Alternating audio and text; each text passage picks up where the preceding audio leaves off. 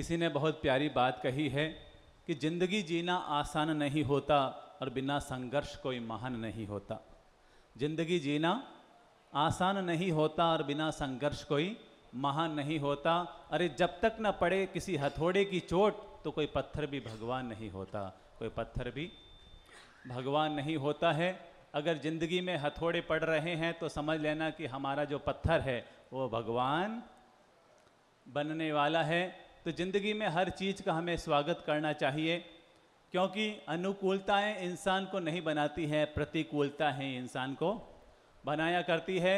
कहते हैं कि एक व्यक्ति टोपी बेचने का काम किया करता था। वो अपने गांव से घर में टोपियां बनाता था और टोपियां बना करके वो गांव से शहर की ओर जाया करता।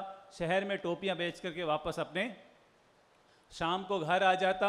इस तरह से उसकी रोजी रोटी बड़ी आराम से चल रही थी। कहते हैं कि एक दिन जब वो टोपी बेचने के लिए शहर गया हुआ था और वापस गांव आ रहा था तो उसे बड़ी थकान हुई। गर्मी ज़्यादा थी और इसलिए उसे बहुत ज़्यादा थकान हो रही थी। उसे लगा कि अब चलना संभव नहीं है, घर तक पहुंचना संभव नहीं है। तो उसने सोचा कि थोड़ी देर में यहीं पर बीच रास्ते में पेड़ के नीचे आराम कर लेता हूँ। और कहते हैं कि वो एक टोपी सिर के नीचे रख कर के वहीं पर लेट गया। संयोग ऐसा था कि उस पेड़ पर बहुत सारे बंदर रहते थे।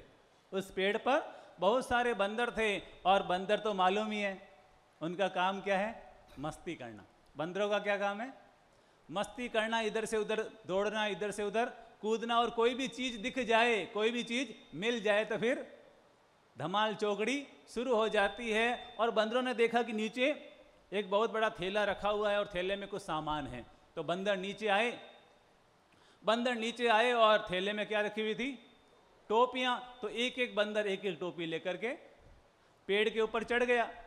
और 1 घंटे के बाद उस व्यक्ति की आंख खुली, देखा अरे थैला खाली कैसे, थैला खाली कैसे, थैला खाली कैसे। ऊपर देखा था है सारे बंदर सिर पर टोपियां पहन करके मस्ती कर रहे हैं। उसे लगा अरे ये क्या हुआ, मेरी सारी टोपियां चली गई, मेरे हजारों का सामान। उसने सोचा अब क्या करूं क्या करूं क्या करूं। तभी उसे याद आया कि बंदर नकलची होते हैं, बंदर नकलची होते हैं। और उसने अपने सिर की टोपी उतारी, जो सिराने रखी हुई थी टोपी, वो हाथ में ली और ऐसे घुमाई। क्या किया? ऐसे घुमाई। जैसे ही उसने घुमाई बंदरों ने देखा तो बंदरों ने भी टोपियां घुमाई, क्योंकि बंदर नकलची होते हैं। और उसे लगा कि अब काम मेरा हो जाएगा। और उसने जोर से अपनी टोपी ग्राउंड में फेंक दी। तो सारे बंदरों ने भी टोपियां ग्राउंड में फेंक दी और उसने सारी टोपियां इकट्ठा की और वो मस्ती से अपने टोपियां लेकर के घर पहुंच गया।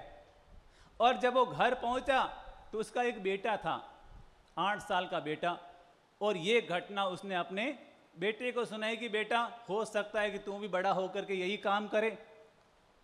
और जैसे मेरे जीवन में आज घटना घटी, हो सकता है तेरे जीवन में भी यही घटना घटे। तो याद रखना कि बंदर नकलची होते हैं। और कभी बंदर तेरी टोपियां ले जाए तो जैसे मैंने किया वैसे तू भी करना और सारी टोपियां तुझे मिल जाएगी।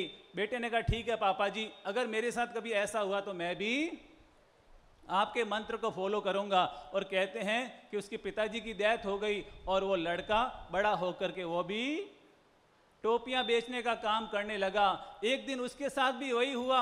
वो शहर से गांव की ओर अपने घर की ओर जा रहा था और बीच में उसको थकान हुई और वो एक पेड़ के नीचे सो गया। और उस पेड़ पर भी बहुत सारे बंदर थे, उस पेड़ पर भी बहुत सारे बंदर थे। और बंदरों ने वही काम किया, उसकी सारी टोपियां लेकर के बंदर चले गए। जैसे ही उस लड़के की आंख खुली, देखा टोपियां टोपियां टोपियां, तो टोपियां तो सब बंदरों के पास थी। तो उसे अपने पिताजी की बात याद आई कि बंदर नकलची होते हैं। और उसने पिताजी के मंत्र को फॉलो करते हुए अपनी टोपी ग्राउंड में फेंकी, अपनी टोपी ग्राउंड में फेंकी। और पता नहीं क्या हुआ, ऊपर से एक बंदर आया और वो भी टोपी लेकर के भाग गया। वो भी टोपी लेकर के भाग गया। उसको बड़ा आश्चर्य हुआ कि ये क्या हुआ, पिताजी ने तो कुछ और कहा था और यहाँ तो कुछ और ही हो गया। वो ऐसे सोचने लगा अरे यार ये क्या हो गया। एक टोपी बची थी वो भी साली चली गई, एक टोपी थी वो भी चली गई। वो बड़ा चिंतित, बड़ा उदास, बड़ा दुखी। और पता नहीं 2 मिनट के बाद जो बंदर टोपी लेकर के गया था वो वापस नीचे आया और उसके गाल पर एक जोर से चांटा मारा, सड़ाक। वो एकदम हिल गया। अरे बंदर का चांटा बड़ा भारी होता है और उसका पूरा गाल लाल लाल लाल हो गया। वो बंदर को देखे जा रहा, देखे जा रहा, देखे जा रहा, ये क्या, ये क्या, ये क्या। तब बंदर ने कहा, अरे मेरे प्यारे भाई, याद रखना, तुझे क्या पता कि ये कहानी तेरे पापा ने तुझे सुनाई थी। तुझे ये नहीं पता कि ये कहानी तेरे पापा ने तुझे सुनाई थी। हमारे पापा ने भी हमें ये कहानी सुनाई थी। हमारे पापा ने भी हमें ये कहानी सुनाई थी कि बंदर नकलची होते हैं, इसलिए आगे से कभी नकल मत करना। और जैसे ही उसे ये बात सुनी कि उसकी दिमाग की खिड़कियां खुल गई, उसकी दिमाग की खिड़कियां खुल गई। अरे यार ये क्या हुआ। अब मैं सवाल ये पूछना चाहता हूं कि आप बताओ, अगर उस लड़के को बंदरों से टोपियां लेनी है तो क्या करना चाहिए?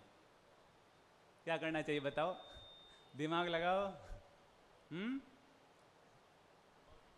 क्या? टोपी घुमा के फेंकनी चाहिए। अब टोपी तो है नहीं, एक ही थी, एक ही टोपी थी, वो भी बंदर ले गया और ऊपर से चांटा और मार दिया, उसका तो पूरा थोड़ा ही घूम गया।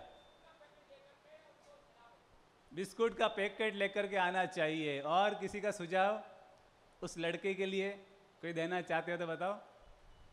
सस्ता सौदा कैसे हो जाए कि सारी टोपियां भी आ जाए, सारी टोपियां भी आ जाए, उसका काम भी हो जाए। क्या करना चाहिए? सोचिए सोचिए सोचिए, बंदरों को सबसे ज्यादा क्या चीज पसंद होती है? अब सबकी दिमाग की खिड़की खुली। बंदरों को केला पसंद होता है, और एक केला कितने में आता है? कितने में आता है? हैं? एक केला 5 रुपए का, 7 रुपए का मैक्सिमम आता है। और टोपी कितने की है? टोपी 150 रुपए की है।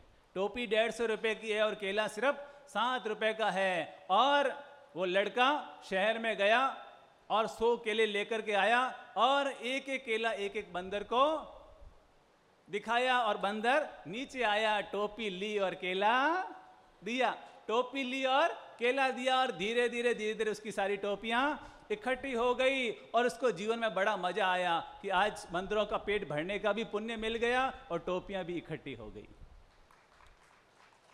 बंदरों को खिलाने का भी आनंद आ गया और टोपियां भी इकट्ठी हो गई। वो बड़ा खुश होता हुआ अपने घर की ओर गया और उसके घर में भी उसका बच्चा था। और उस युवक ने अपने बच्चे से कहानी सुनाई कि अपनी जिंदगी में सदा याद रखना, कभी भी नक्कल नहीं करनी चाहिए, कभी भी नक्कल नहीं करनी चाहिए, नक्कल में अक्कल जरूर लगानी चाहिए। हमारे भारतीयों की क्या आदत है? हम नक्कल करते हैं। क्या करते हैं?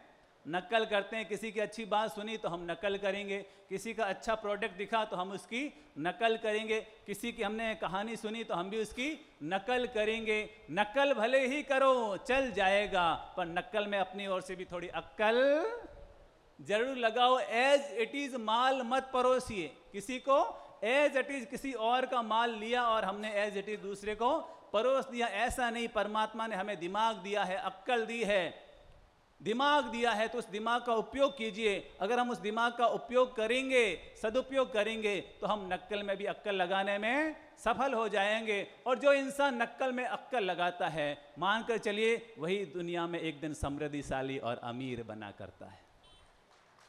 तो हम अपने जीवन में अपनी अक्कल का हमेशा सदुपयोग करें, ऐसी मंगल भावना और शुभकामना। Thank you, thank you, thank you.